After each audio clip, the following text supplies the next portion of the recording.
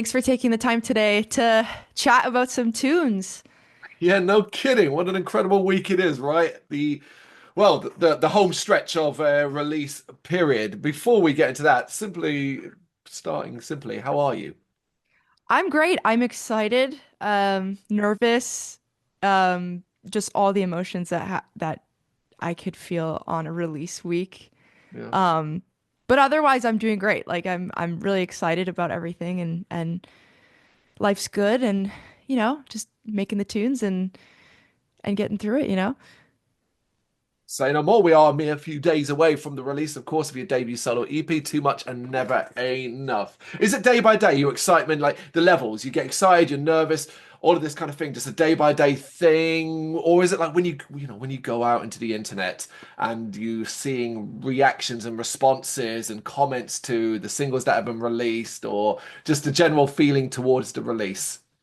I think it's a little bit of both. Like I try and consume the internet in doses because, it's very easy to go down Mm.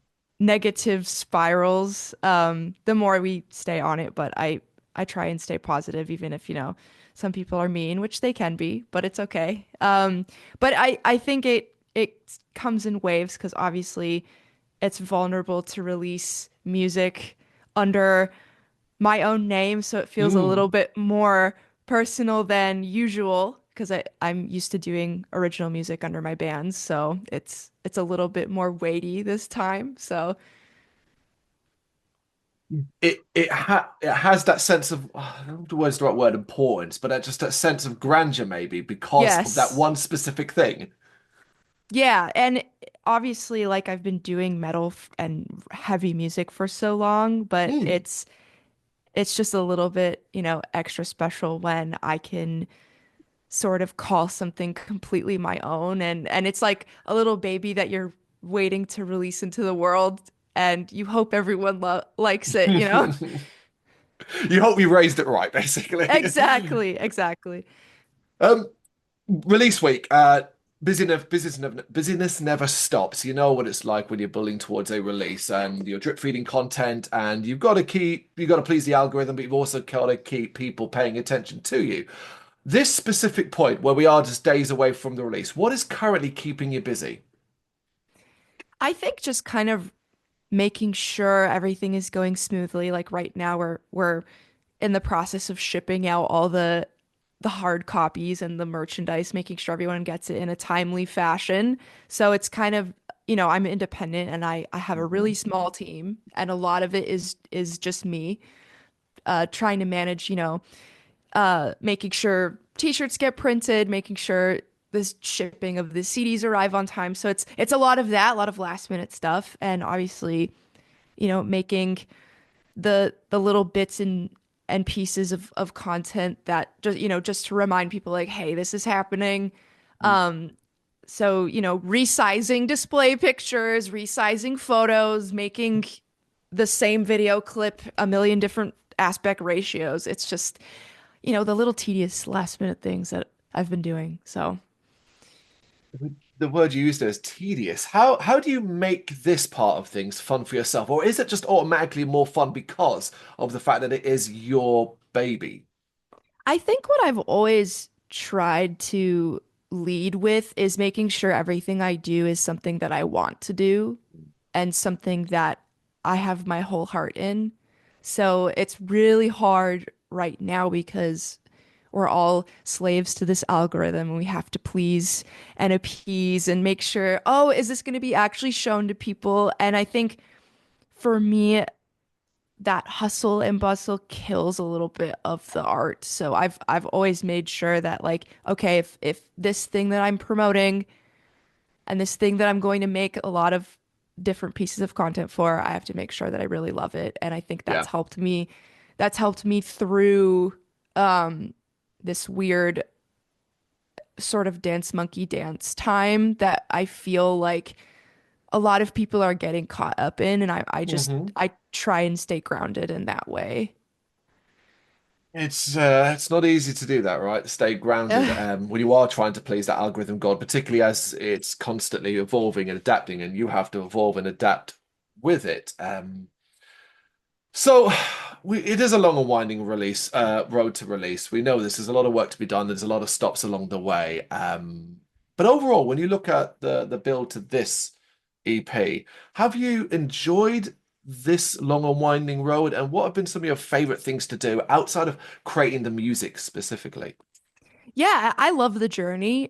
It's, I'm independent and every struggle, every failure, every moment is part of the growth. And Mm, I it you know it's hard to really savor the journey and always kind of look ahead like, okay, where are we going? Where are we going? But I I just like kind of try and sit back and realize, like, okay, like where we are right now, like there are so many people that are so grateful that I'm doing this, and people who find joy in the things that I do, and returning back to that sort of connection with people in the present is really important to me. mm, So just enjoying the journey and every step of the way helps me, and it brings me joy, and just building that community with everyone who's been here. And um it's fun. I love it. I love the struggle. I love the successes, and I think mm. the failures are important too.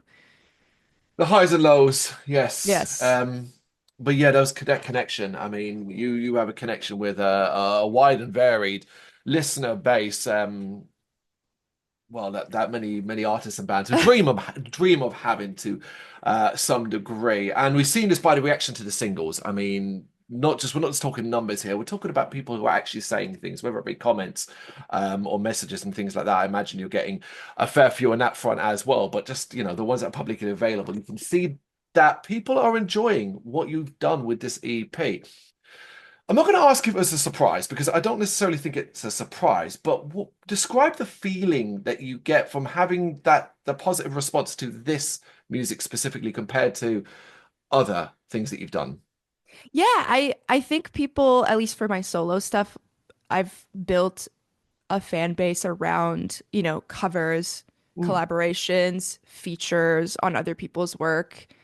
And I think this pivot that I'm making into original music under my own name, just seeing the response to it, and a lot of people saying like, wow, like finally, like you're doing this, and that's really nice because covers obviously are really fun, and they hmm people have that baseline to go off of already from like a really popular song, so they do very well.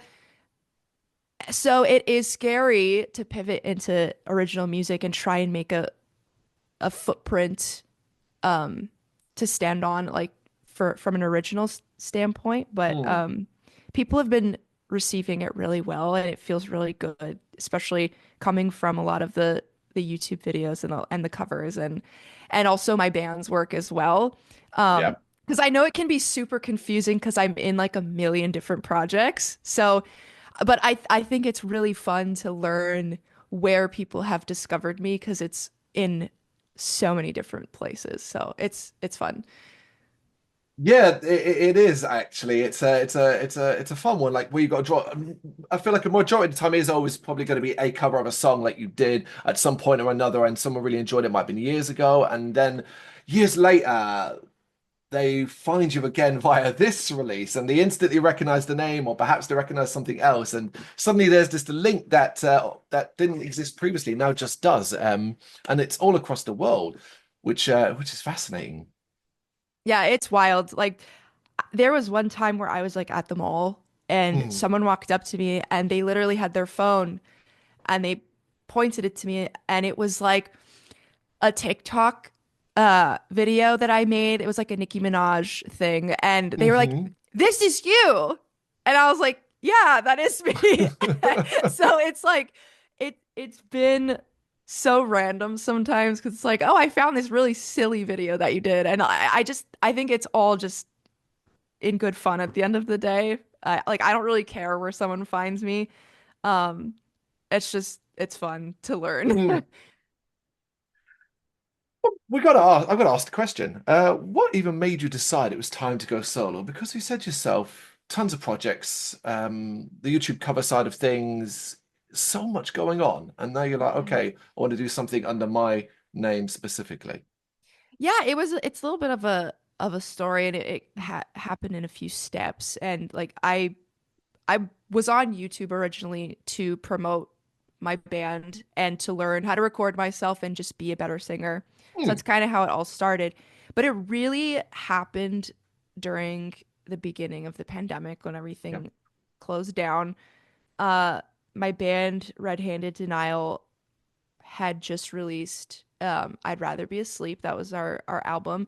And we had the entire 2020 year lined up with tours. We Hmm. were ready to go, like it was happening. But then the world shut down in March. And that was a really scary moment. And things happened internally in the band. Like the band members had to find work, they had to adjust and adapt. And I had gone full time with music shortly before that. So I was like, Hmm. oh my God, what do I do? So I started making more covers. And around that time, my cover Lovely really blew up. And that was a big moment.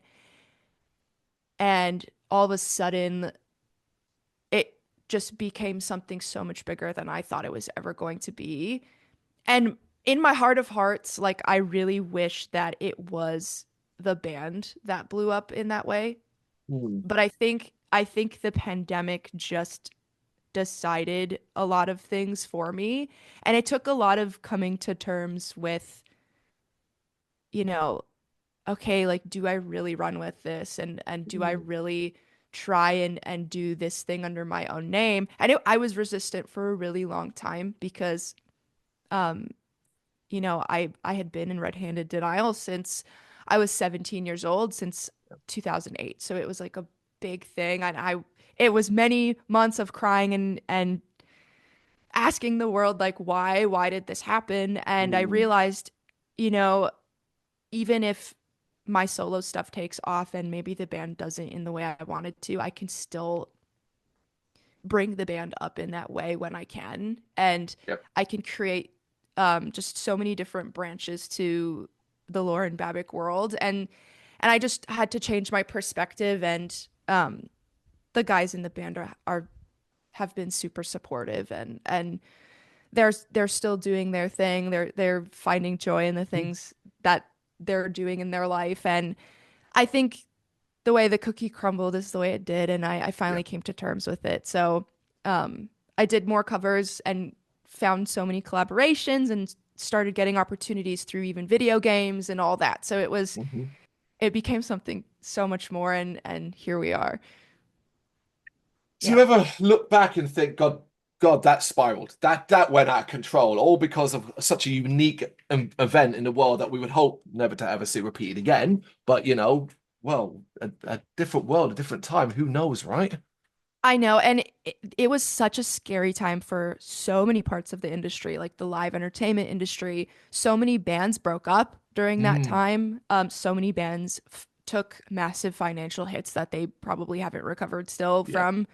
So I think at the end of the day, like I just have to be grateful that I can still do what I do after such a massive event that just took people in so many different ways. And yeah, I still think about it, and I still think it affects a lot of people now.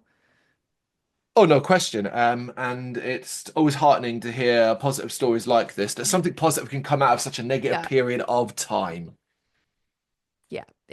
I was very grateful that I was able to benefit in a way that I didn't even think was possible. Yeah.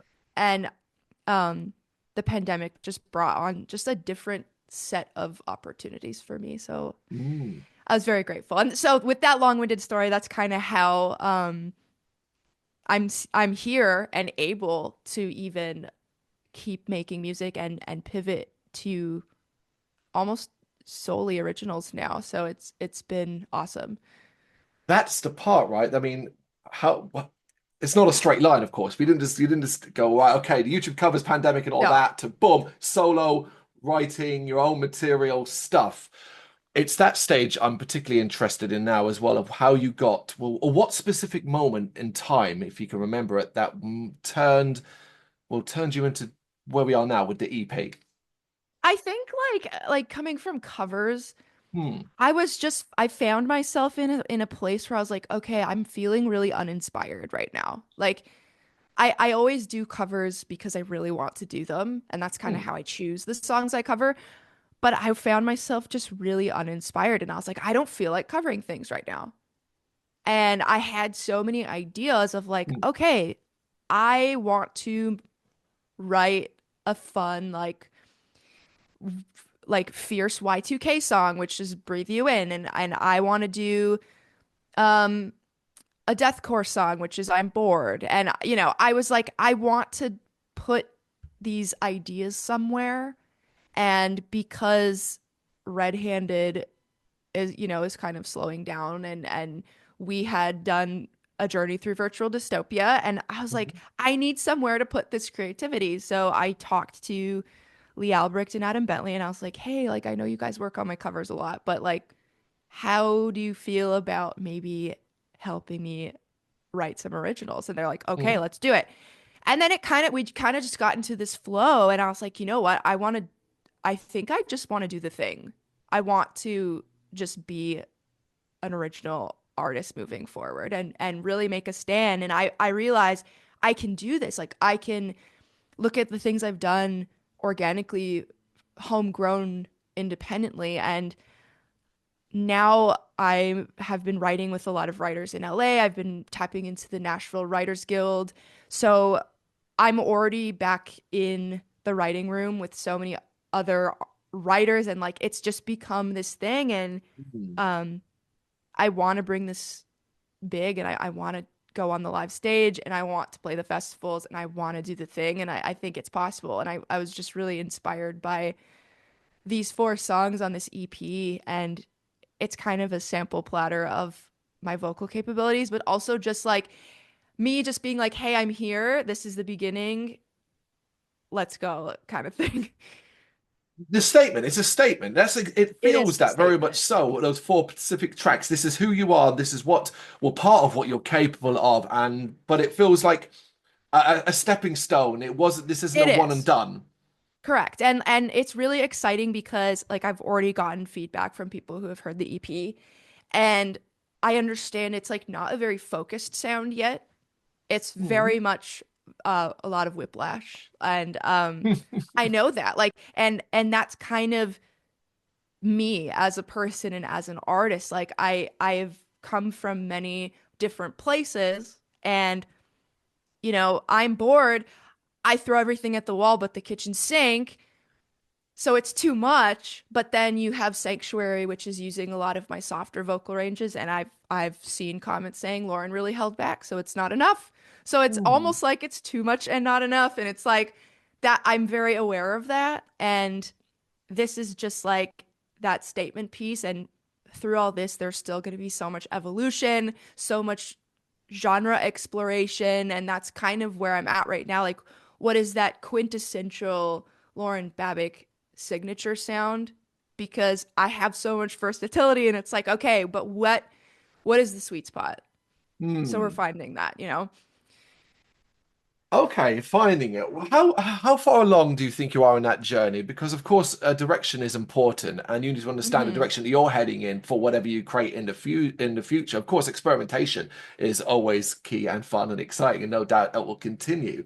But yeah, how confident are you that you are finding your sound? I think that there has been sort of a common theme happening throughout everything, and it's sort of this genre bending of heavy music with these nostalgic like 2000s pop sounds, synth choices, R&B choices. So we're finding that balance, and tilting the scales in whichever way, and slowly honing that, because I feel like um metal and metalcore right now is very, it's either very like prim and polished and very radio ready, or we have like um really really heavy stuff, which I think heavy is coming back with a Mm. vengeance right now, and which is awesome. Like Spirit Box just dropped an incredibly heavy album, and it was very focused. And Yep. I think right now there's this void of fusing melody and very grounded, but also very heavy. And Mm. that's kind of what I want to do and introduce these synth noises and these experimental elements. It would be like if Destiny's Child was a metal band. That's kind of what I really want to try and do. And that's what we're kind of working towards right now. So it is fair to say your vision, the vision for Lauren Babic, the this specific music in this point in time, the vision is becoming more clear. It is. And I think you hear bits and pieces of that in the EP, like Mm. parts and Let It Die and Sanctuary and Breathe You In. Like you're hearing these little moments of like, ooh, what's that? Is that our could that be an Ariana Grande song? Like so it's been so much fun exploring where we can go and how far we can bend heavy music. So this has been one hell of a journey for you. Clearly, Mhm. seems like you will have been challenging yourselves, perhaps in ways that you didn't necessarily expect. What areas, focusing on this EP specifically, what areas have you, or did you find yourself challenged? Well, I'm bored. Just vocally was all of the things. I Hmm. wanted to really push myself and try and execute a very like everything all at once. Mm. So that one really pushed me, especially tracking. And Let It Die is a very roller coaster of a song. Like you have very strong belted vocals that you're very used to from me. And then the pre-choruses could be like it's very NSYNC inspired, believe it or not, like with vocals in unison. And I think Yep. that was like a new thing that people were like, "Oh, that's cool." So, um yeah, it's I really pushed myself to try and bring different elements that people haven't really heard from me yet. Mm.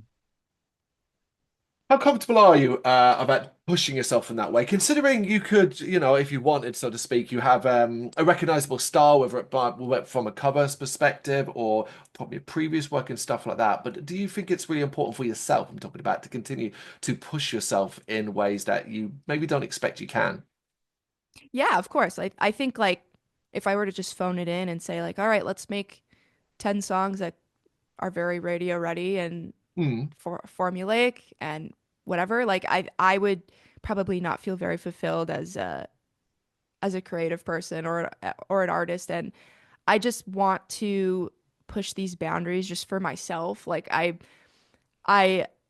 have an ADHD brain and I need to put these weird random ideas and try and make sense of them and try and make them digestible as possible for people Mm. listening. So it's sort of to fulfill my own brain because I get random ideas and I probably drive Lee and Adam crazy in that way. So Well, is this period how, or this, not even this specific period, but the period that you were writing music that would end up in this EP, was it quite creative for you? Did you find a lot of creative stuff coming out? it was so much fun. I Mm. loved sitting in the room, especially with like songs like Let It Die, because Adam was writing these like really heavy riffs. And then I would tell him like, "Oh, I'm hearing this like melody on top of it." And he's like, "Oh, I assumed you would scream on this part." And I was like, "No, like I want to bring melody and ground really heavy moments with melody as much as possible." So, we were sur I was surprising myself and I was surprising Adam a lot when we were, especially in Let It Die, things Mm. that he never would have thought of. So it was really fun. Nice and flowing. What about on the lyric side of things? What did you get from coming up with lyrics for this EP? Um, I've just tried to always go based off of feeling, Yep. and I've done concept albums before. Like I Crazy 88 is a concept band. It's all Hmm. based on movies. So we always have a direction when we write lyrics. But with anything I've been doing recently, it's just going off of a feeling because I feel like it's just I can pour more emotion into it and it can be the most authentic that it can be if I'm just writing from how I feel or an experience that I've had and Sanctuary and Breathe You In are very much love songs and they're, metaphors for just, being wearing those rose-colored glasses when you really like someone. And I think everybody can relate to that and Yep. just writing from that perspective of how I've felt being in love or having a crush and I'm bored is directly my sentiments towards placating to an algorithm. That is what it's about. And we're thrown all this information, but at the same time we're still bored. And so that is my disdain for the infinite scroll, which has eaten up so much of everybody's time. So writing from feeling, that's how I try and do my lyrics. Was it quite a comfortable process writing lyrics for these songs? Were you quite comfortable tapping into these feelings? Yeah, and I this was kind of the first time that I really wanted to co-write with other lyricists. So Mhm. Evan McKeever, we bounced ideas off each other for Sanctuary and Breathe You In because I wanted to sort of level up in that way. And I feel collaboration is so important and for an artist to grow and gain new perspectives. So I worked with Evan on Breathe You In and Sanctuary, and I think they're better for it. He just brings this um, sort of wittiness and tagline expertise that I am really working on myself. So he really helped me out in that way. So just bringing in more collaborating on Yeah. writing has been awesome. You're very humble and obviously quite proud and pleased to always talk about the collaborations and how important it is for you to work with others, even now and going forward with everything you do. But speaking specifically of this EP, and I guess what you believe it says about, well, Lauren Babic. Well, that's the question. What do you think this EP says about Lauren Babic? I think it can really tell a story of just my vocal range, just point blank, because I think it taps into many different styles all in one. And I think it can kind of tell the story of my experience of being an independent artist for 15 years. Like Hmm. it really does, if you dive deeper into it, it tells a little bit of a story of just my experiences in the industry and how we can have imposter syndrome all the time, but knowing that we're to some people we're never going to be enough and I think this is just it is a can I swear on this by the Of way? course. Yes, yes, it Yeah, is. it can be it's definitely a little bit of a fuck you to the industry for Mhm. um so many times over 15 years of people trying to come in and saying, Lauren, no, you have to do this. Lauren, Mm.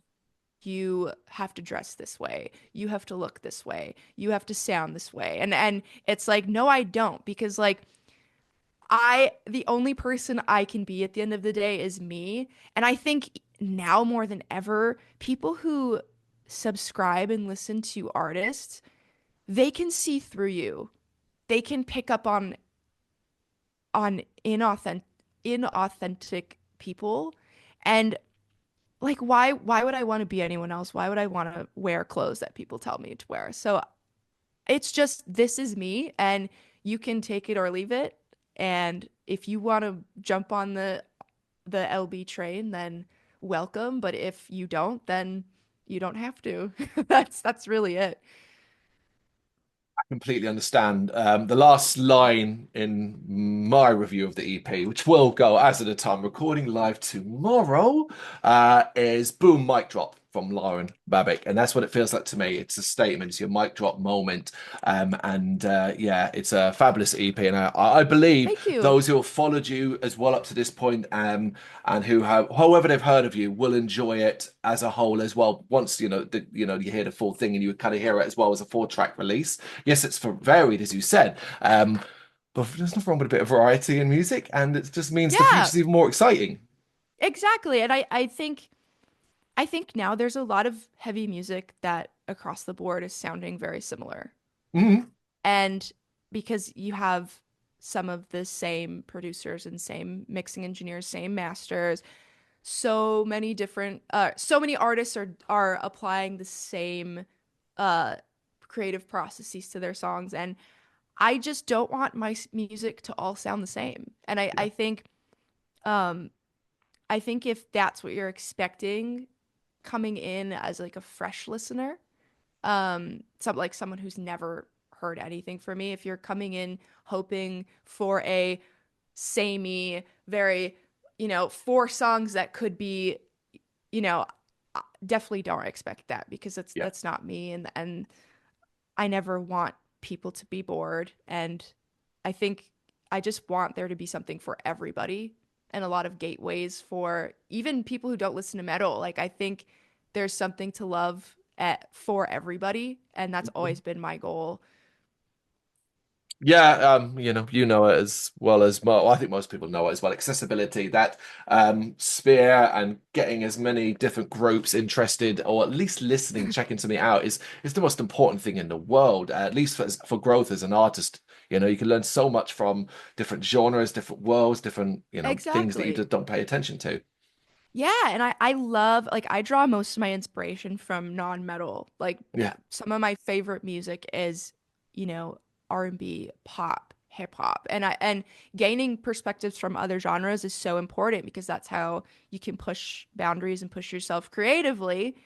And I found it really hard to connect with a lot of like metal and metalcore that's come out in the past 5 years, because Mm, it feels like it is placating to, mm, you know, this algorithm, or like, hey, let's make a radio song. Like, it yeah. feels, I don't know what it is. I can't really put my finger on it. So I found it really hard to connect with a lot of it as of recently. So I hope people can understand like what I'm trying to do with this EP, and even if you have to skip over I'm bored, like, I'm fine with it. Like, as long and It's I'm one of the sure people best. will. I know, and I've even if like that one is completely out Too of left much. field for a lot of, if that's the too much part, and I'm very aware that um that's exactly what I wanted to do with that song. So I'm happy if it's too much. I love it, but I get how it'll be too much for some. It's all about personal taste, isn't it? That's the joy of the EP. But here's the thing: it's Yes. 4 tracks. It's so digestible. You don't have to give a person doesn't have to give too much of their time. They don't have to sit down and listen to a 45-minute album. The attention span could be focused a bit. So I think there's no excuse. And I want to see this EP be immensely successful for you, as much Thank because you. of what it might encourage for the future. But on that front, when talking success, different measures of success, of course, you will have your own personal measure of success. As it comes to this EP, what does success look like for it? I really hope that it creates some opportunities, like, for live. Mm, I hope to get a booking agent very soon. Like, I've been in talks with a few already, because I do want to take this to the stage, and I do want to take Lauren Babic on tour. Like, I've done 4 already under my own name, but as like a headliner, or as a person who's like building their own show, like, I haven't been able to do that yet. So yeah. um I hope it brings live opportunities, and um record labels are not off the table for this. I think, Hmm. depending on if a record label really understands who I am as an artist, and understands that I wear many hats, and just can understand sort of my journey, and what I want to do. It's not off the table. If there's a label that wants to take a modern approach to this, I am super open to that, and have funding that I just have never had before. And um just to get that sort of that step up for reach because money is super important in this industry, and I've pretty much self-funded everything up until this very moment. So I've never really had funding. So labels Yeah. are not off the table, and I really want to see how far I can take this. So um that's really what I hope to achieve with this EP is just, hey, I'm here. What do you got? Like, let's go. I'm ready. There it is again. There's another mic drop because, we talk about goals and plans for 2025. I imagine I could answer this for you. It's just bury ahead and creating new music and then looking for any or taking any opportunities that come your way, either, as I say, from a live perspective, if something incredible was to come your way in 6 months down the line, it's anything and everything, right? Yeah, and we're gonna do some sort of like test shows Hmm. as I build the live show. Like I'm working on the live rig right now, and I hope to do some test shows in select U.S. cities, Hmm. um, probably in the fall. So maybe two or three really like punk rock, like show up at the door, $5 cash. Let's just rip a show, Yep. um, old school, and test the waters and get shake the cobwebs off. Get assemble like a live team together and then just hopefully get on some tours and hopefully get on some festivals too. I look forward to the year after as well, and hopefully a busy year there. Before you go, what's the likelihood, even though of course we're talking about an EP that's about to come out, what's the likelihood you think of there being more music before the end of the year? Very likely. I Hmm. think at the pace that we're writing and the amount of writers that I'm working with, there's very I would be shocked if there wasn't even new originals coming out by the fall. I would be shocked. There will be probably a cover here and there if I get bored. I have a couple in my back pocket that I've been saving for a rainy day. Okay, cool, cool, of course. Yeah, Or if because there's yeah, go ahead. oh, sorry, I was going to say, I've just I can't remember that it was Linkin Park, your most recent one, wasn't it? Yeah, but I didn't plan that. I Oh, just I had the instrumental and I was working on screaming for whatever reason. I was just like practicing some stuff. And I was like, I wonder if I can actually do the scream because I had never tried. hmm. And so I just like put everything in a session and I was like, all right.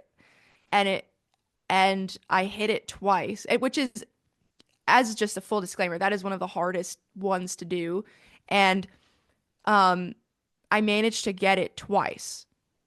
And I'm working on hitting it more consistently, but the fact that I was even able to do it once, I was like, "Oh my God, okay. Let's just do the whole song because I'm having fun now." And Yep. let's just put it out. It was not planned. I did it in a day, put it out, and released it into the world. And TikTok is very split on the Scream, but as usual, everyone's arguing about Of course. the state of Linkin Park, which is a whole other story. But Mm. um, yeah, some of the fans are just nasty. It's wild, but um, yeah, whenever I get bored, I just like I do something like immediately, and then I Yep. just put it out. It's never planned, so we'll see if there's any cool new pop songs that I fall in love with or anything that I get inspired with it and just decide to do on a whim. Mm. Regardless, it's exciting. It's always fun, and it's comforting to know that whatever it might be, the next say 9 months plus is going to be exciting. Pay attention to Lauren Babic, of course. But for Thank you. now, we have to reiterate, as at the time of this recording, March 28th is the release of Too Much and Never Enough, your debut solo EP. Yeah, Lauren, thank you so much for taking the time to do this. I really appreciate it. Thank you. And I am so grateful that you've taken the time. And to anyone listening, I hope you enjoy it if you check it out. And um yeah, just thank you. Thank you for the time. Thank you very much for watching. If you've enjoyed what you've seen, please consider hitting that like and subscribe button. It does help us out. You can find us at gbhbl.com and across all social media platforms. And if you really want to give us a bit of extra support, please consider buying us a cup of coffee over on our coffee page. Thank you.